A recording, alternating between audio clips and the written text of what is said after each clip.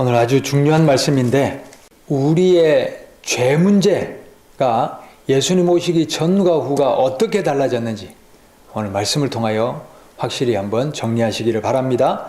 자, 요한복음 8장 10절과 11절 말씀 우리 다 같이 읽겠습니다. 예수께서 일어나사 여자 외에 아무도 없는 것을 보시고 이르시되 여자여, 너를 고발하는 자들이 그들이 어디 있느냐? 너를 정죄한 자가 없느냐? 대답하되 주여 없나이다. 예수께서 이르시되 나도 너를 정죄하지 아니하노니 가서 다시는 죄를 범하지 말라 하시니라. 아멘. 자, 우리 모두 하나님 앞에서 완전하지 않지요. 한 주간을 살아오면서도 하나님의 말씀대로 뜻대로 살려고 했지만 생각이 무너지고 마음이 무너지고 또 삶의 불순종을 저질렀던 우리의 모습을 고백할 수밖에 없습니다. 어찌 보면 우리가 목숨 다할 때까지 죄악과 싸워야 되고 또 죄를 지으면서 하나님 앞에 회개할 수밖에 없는 연약한 삶인 것 같아요. 이렇게 우리 또 실수하고 또 실수하는 우리를 하나님은 어떻게 보실까? 이런 내가 과연 구원받을 수 있을까? 하는 이런 질문을 하나님 앞에 드려보기도 합니다. 오늘 그래서 이 두 가지 삶을 우리가 한번 비교해 보는데, 다윗의 인생, 구약의 대표적인 인물 다윗의 인생과 또 신약에서 예수님 오시고 나서 여러 죄인들이 어떻게 이 죄과가 달라지는가, 이런 것들을 우리가 말씀을 통해서 자세히 한번 살펴보고 이 죄 사함의 은혜를 깨달으시는 복된 시간이 되시기를 바랍니다. 우리 이 세상에서 다윗 왕만큼 위대한 왕도 찾아보기 힘들지만 다윗만큼 정말 인생의 큰 위기를 많이 만난 왕도 찾아보기 힘듭니다.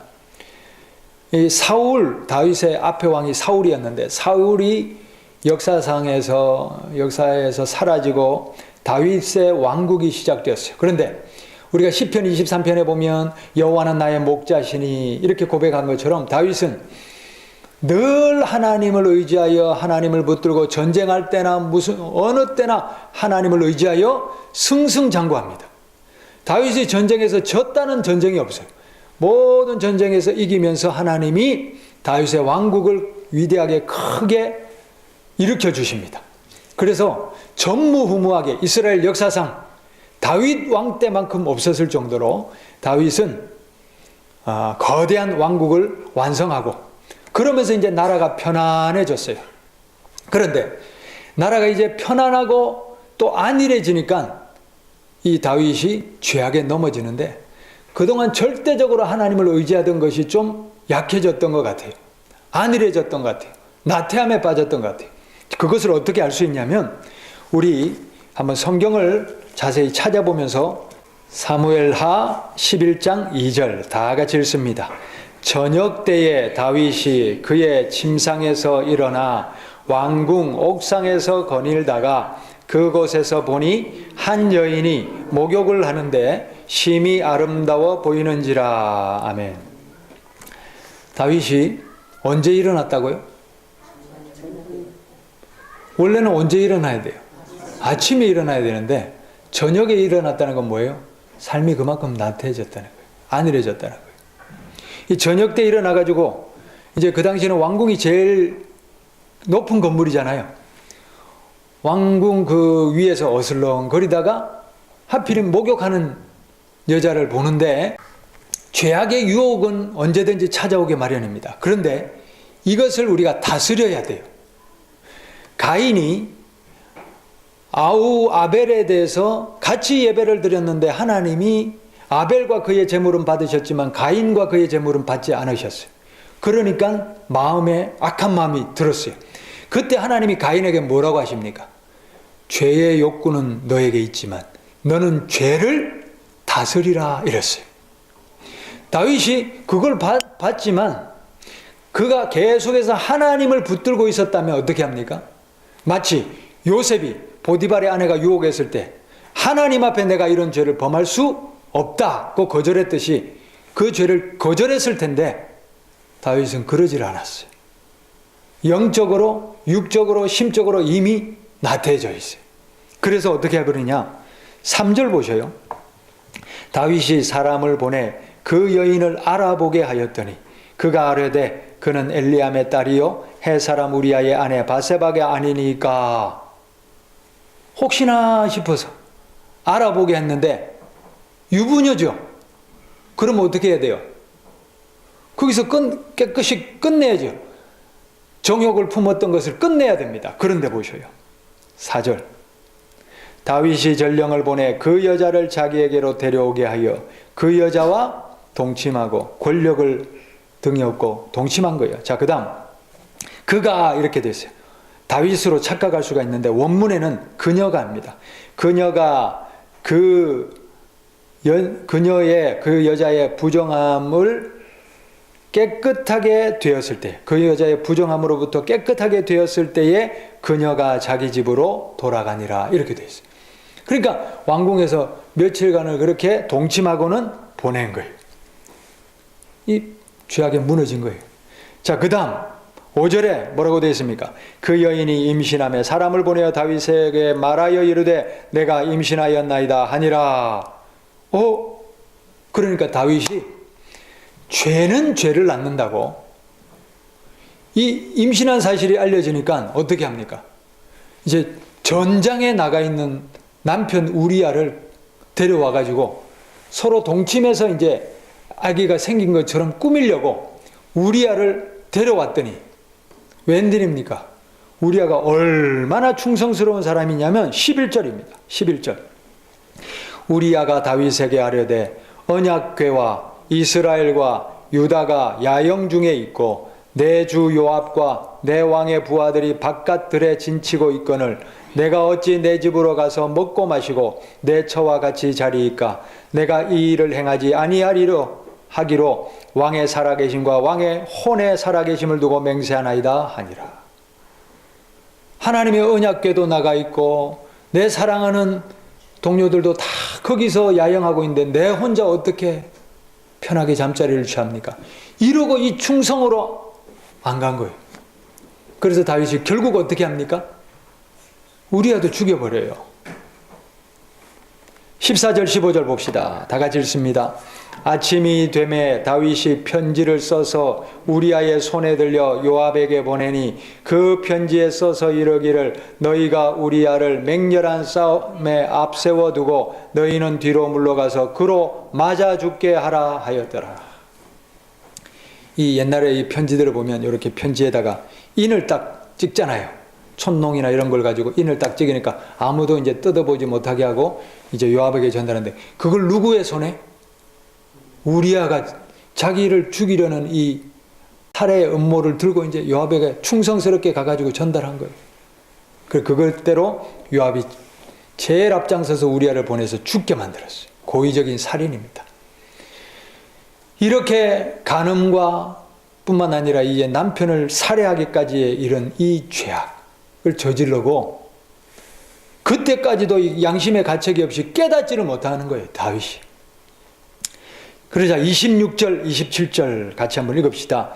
우리아의 아내는 그 남편 우리아가 죽었음을 듣고 그의 남편을 위하여 소리내어 우니라. 그 장례를 마침에 다윗이 사람을 보내 그를 왕궁으로 데려오니 그녀가 그의 아내가 되어 그에게 아들을 낳으니라. 다윗이 행한 그 일이 여호와 보시기에 악하였더라. 아멘. 자, 이렇게 악독한 죄악을 저지른 다윗을 하나님은 어떻게 처리하겠습니까? 놀랍게도 하나님은 다윗을 즉시 처벌하는 대신에 회개할 기회를 주셔요. 회개할 기회를 주십니다. 그래서 12장이 나오는 겁니다. 12장의 제목이 뭡니까? 나단의 책망입니다. 책망. 하나님이 하나님의 선지자 나단이라는 사람을 통해 보내가지고 다윗의 죄악을 정확하게 지적해 주십니다. 그때에 다윗이 나단의 말을 듣고 그제서야 회개합니다. 그나마 천만다행입니다. 그때도 다윗이 왕권을 가지고 선지자 하나 그냥 제거해버리면 되잖아요. 그러면 다윗은 아마 하나님으로부터 영원한 결별이 되었을 것입니다. 그러나 그래도 나단의 말을 듣고 회개하였기에 다윗에게는 살아날 수 있는, 구원받을 수 있는 그나마 길이 열린 것입니다. 자, 그래서 다윗이 회개하는데, 그런데 이 구약의 특징은 뭐냐면요, 물론 하나님의 사람이 아닌 경우는 죄를 짓든 말든 어떤 결과를 당하든 하나님이 신경을 쓰지 않으십니다. 내버려 두십니다. 그러나 하나님의 백성의 특징은 뭐냐면 죄가에 반드시 징계를 주셔요. 징계를. 그래서 죄로 인하여 받은 징계로 인하여 그의 영혼은 구원받을 수 있도록 징계를 하시는데, 자, 12장 13절 14절 한번 읽어봅시다. 12장 13절 14절 말씀. 다윗이 나단에게 이르되 내가 여호와께 죄를 범하였노라 하매 나단이 다윗에게 말하되 여호와께서도 당신의 죄를 사하셨나니 당신이 죽지 아니하려니와 이 일로 말미암아 여호와의 원수가 크게 비방할 거리를 얻게 하였으니 당신이 낳은 아이가 반드시 죽으리이다 하고.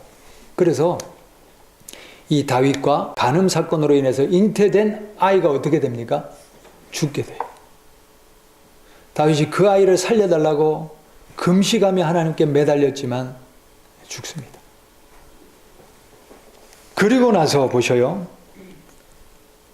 이제 다음에 누가 태어나냐면 솔로몬이 다윗과 바세바 사이에 태어나죠. 그 다음에 또 어떤 일이 일어나냐면 13절 한번 보세요. 13절 뭐라고 되어 있습니까? 암논과 다말이라고 되어 있죠. 제목이. 암논이 누구냐면 다윗의 아들인데 이제 왕이다 보니까 이제 여러 처가 있잖아요. 그러니까 배다른 자식인 거예요. 배다른 자식들 사이에 어떤 일이 일어나냐면 강간 사건이 일어나는 거예요. 자식들 사이. 그러니까 다윗이 우리아의 아내를 어떻게 보면 권력을 이용해서 강제로 간음한 것이잖아요. 그런 일이 있으니까 그대로 보응받은 거예요. 자식들 사이에 강간 사건이 일어나고 또 어떤 사건이 일어나냐면 23절 보세요. 13장 23절에 보니까 제목이 뭐라고 되어 있습니까? 압살롬의 복수 이렇게 됐어요. 아마 강간당한 다말이 압살롬의 직계 동생이었던 것 같아요. 여동생. 그러니까 이 배다른 형제인 암논을 압살롬이 죽여버렸어요. 이 살인사건이 형제들 사이에 살인사건이 집안에 일어나 버린 거예요. 그리고 나서 또 어떤 일이 일어나느냐. 사무엘하 15장 가보면 뭐라고 되어 있습니까? 압살롬이 반역하다. 이게 무슨 뜻이냐면 아들 가장 사랑하고 가장 잘생기고 멋있는 이 아들이 아버지 다윗을 죽이고 자기가 왕이 되겠다고 반역을 일으켜버린 거예요. 이 집안이 지금 이게 도대체 무슨 일입니까?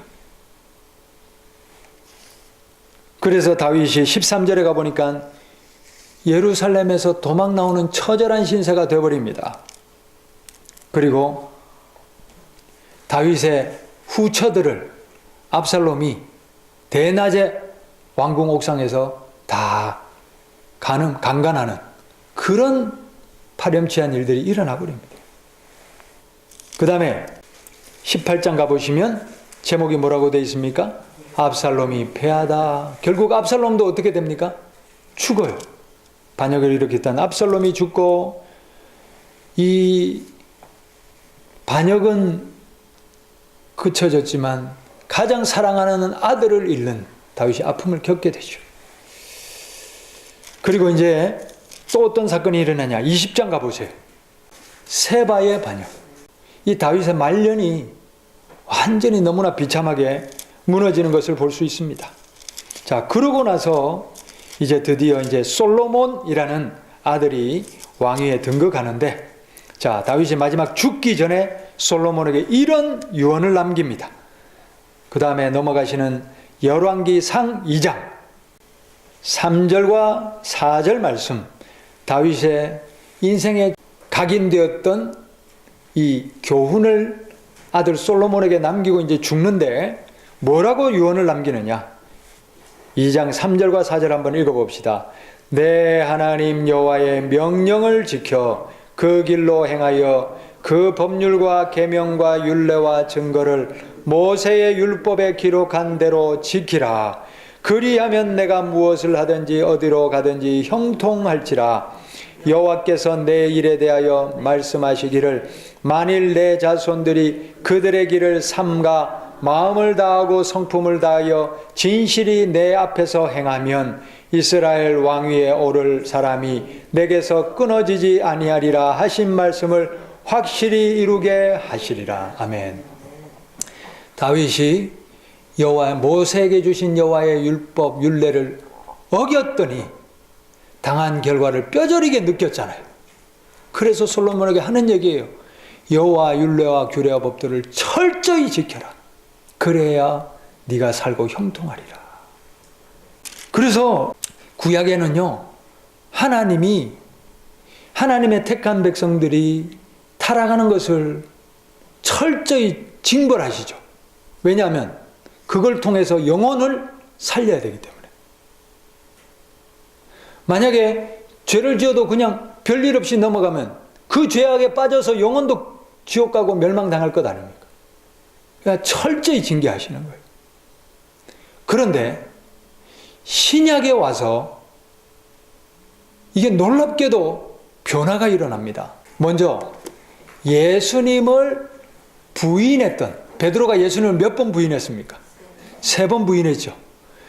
3번 부인했던 베드로를 예수님이 어떻게 대하시는가 보면, 예수님을 부인했다고 나도 너 몰라, 너 영혼 지옥 가라, 이렇게 안 하셔요.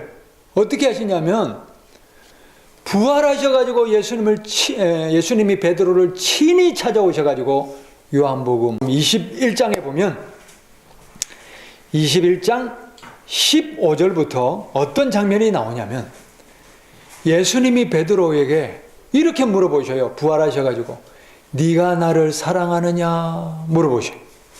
그런데 보셔요. 베드로는 어떤 사람이었습니까? 예수님을 사랑을 했어요? 못했어요? 못했지요. 못하고 예수님을 부인했죠. 왜? 자기도 예수님처럼 해를 당할까 봐.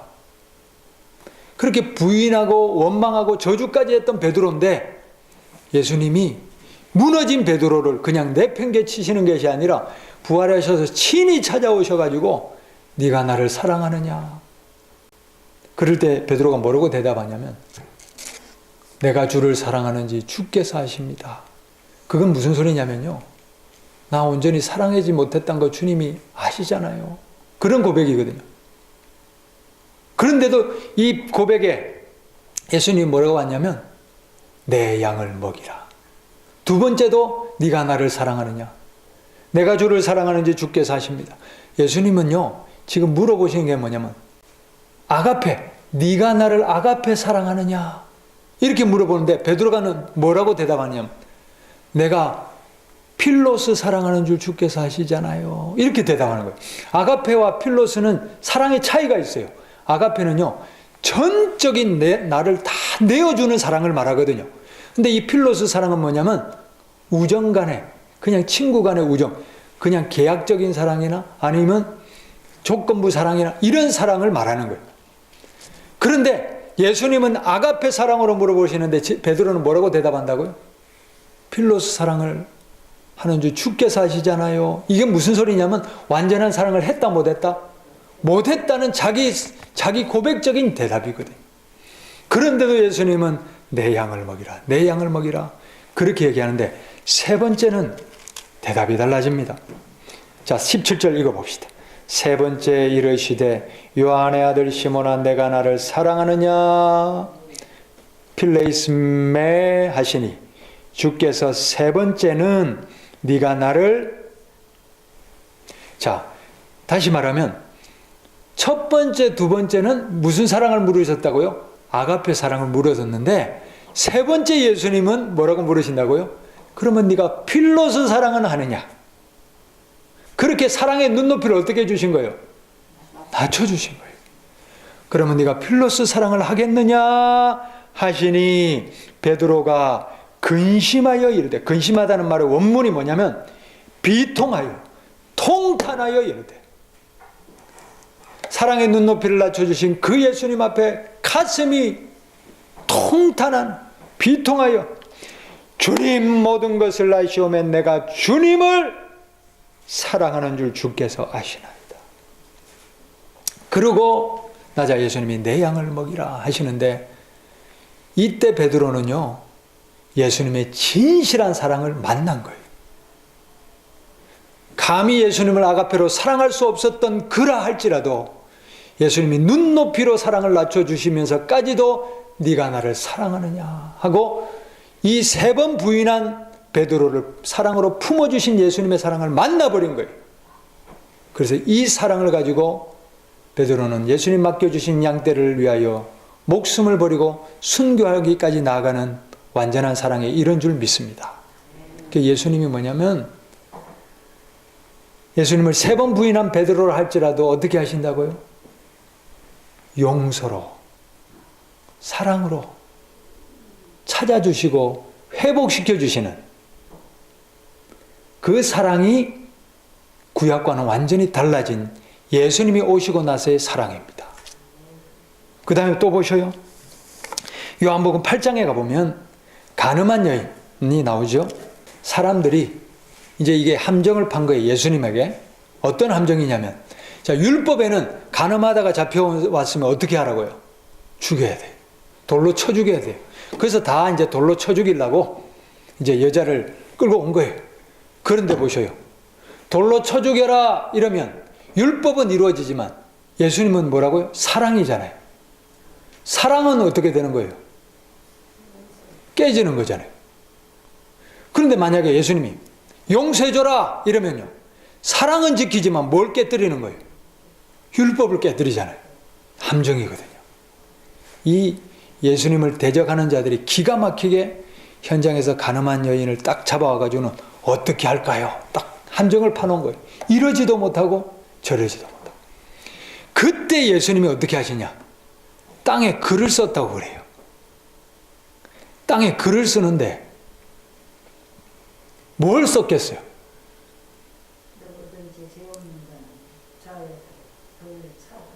예, 그거는 이제 예수님이 말씀을 하셨는데 뭘 썼는지는 아무도 몰라요. 뭘 썼다고 얘기가 없으니까. 뭐라고 글자를 쓰고는 누구든지 죄 없는 자가 먼저 돌로 쳐라 이러지요.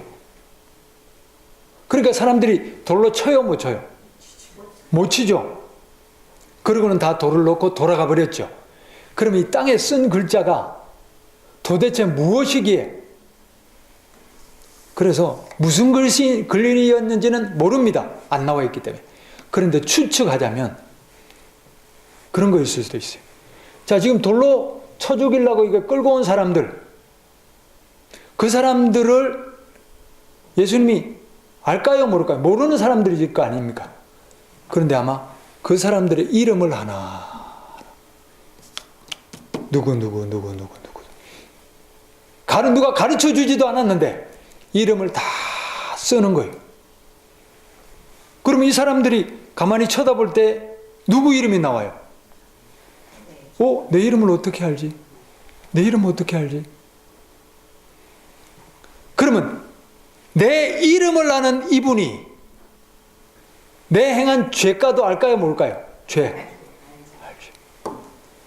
알려주지도 않은 이름을 쓰고는 너희들 중에 죄 없는 자가 먼저 돌로 쳐라.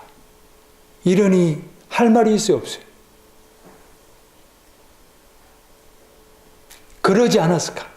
아무튼 그들의 중심까지도 꿰뚫는 예수님이 다 하시는 거예요. 진정으로 맞아 죽어야 될 죄인이 누구예요? 이 여인이 아니고 너희들이다. 너희들이다. 이 당시에 여자들은 인권 자체가 없었기 때문에 남자가 그냥 정욕거리로 그냥 결혼했다가도 이혼정서 쓰고 갖다 버리고 그냥 막 이렇게 처참하게 짓밟히는 것이 여자들이었어요. 그렇게 짓밟힌 여자 하나 데리고 와가지고 죽일까요? 이러는 너희들이 죄인이다. 그리고 예수님이 뭐라고 하십니까? 예수님이 이 여인들어 나도 너를 정죄하지 아니하노니 가서 다시는 죄를 범하지 말아라. 구약과의 완전히 차별된 것은 뭐냐면 뭐가 없어졌다고요? 정죄함이 없어졌어요. 정죄함이 없어졌다. 간음하고 또 이런 악한 죄를 저질렀으면 그 죄가를 그대로 받아야 되는데 정죄하지 않겠다는 거예요. 죄가를 끊어주겠다는 거예요. 그리고 가서 다시는 죄를 범하지 말아라. 그 다음에 누가복음 19장에 삭개오를 보셔요. 삭개오 사건을 보면 삭개오는 말 그대로 그냥 죄인입니다. 그의 별명이 뭐라고요? 죄인. 이마에 죄인. 각인이 찍힌 사람이에요. 왜냐? 세금을 걷어다가 로마에 갖다 바치고 자기도 그 부를 착복하고 이러는 사람이잖아요. 자, 그런데 예수님이 그 삭개오를 찾아가면서 뭐라고 하시느냐? 인자가 온 것은 잃어버린 자를 찾아 구원하려 함이니라. 그리고 예수님이 삭개오를 만났을 때에 삭개오가 내 재산의 절반을 가난한 자들에게 주겠습니다. 내가 누구 것을 억지로 빼앗은 것이 있다면 4배로 갚아주겠습니다. 그건 뭡니까? 그동안 그랬던 삶을 회개하고 하나님 앞에 거룩함으로 다시 서겠습니다. 그런 결단이 일어나자 예수님은 뭐라고 하시냐면 오늘 구원이 이 집에 임하였다. 삭개오가 용서받았어요? 안 받았어요? 받았어요.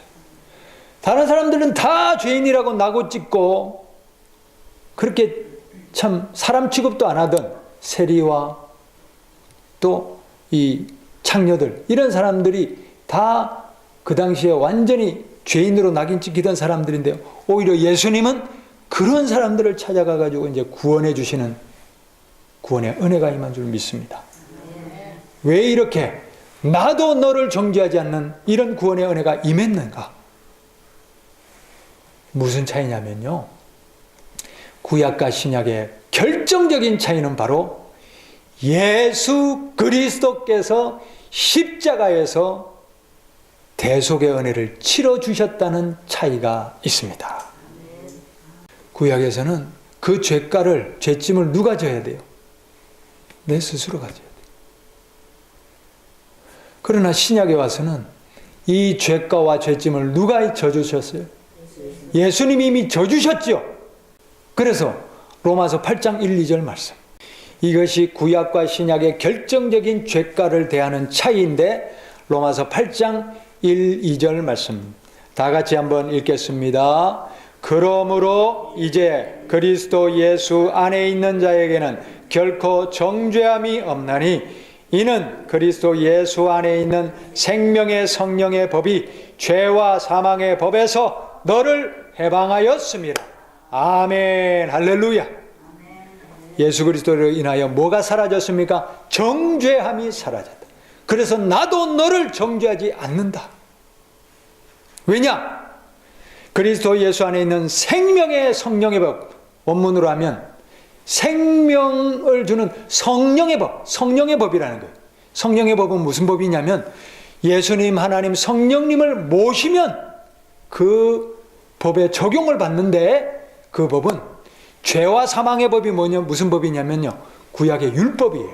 율법은 죄 지은 대로 그 죄가대로 어떻게 해요? 사망이죠. 그래서 죄와 사망의 법이 율법이에요. 그 율법을 벗어나서 이제는 무슨 법 아래로? 생명을 주는 성령의 법이 적용되는 거예요. 할렐루야. 예수님이 죄가를 치러주셨기 때문에. 그래서 정죄함이 없는 거예요. 우리가 예수님 이미 십자가에서 이 죄가를 다 치러주셨다는 사실을 믿으시기를 바랍니다. 누구든지 예수님을 믿으면 예수님을 믿고 모시고 회개하면 속죄의 은혜를 받게 됩니다. 할렐루야. 요한복음 3장 16절 17절 말씀. 하나님이 세상을 이처럼 사랑하사 독생자를 주셨으니 이는 그를 믿는 자마다 멸망하지 않고 영생을 얻게 하려 하심이라. 하나님이 그 아들을 세상에 보내신 것은 세상을 심판하려 하심이 아니요 그로 말미암아 세상이 구원을 받게 하려 하심이라. 할렐루야. 그래서 예수님을 모시면, 회개하고 모시면 속죄의 은혜가 임하는 것입니다. 이게 구약과 우리 신약 예수님 오신 후에 결정적인 차이입니다. 그래서 말씀을 정리하자면 구약 시대 때는요, 죄를 짓고 나면 그 죄가가 따르거든요.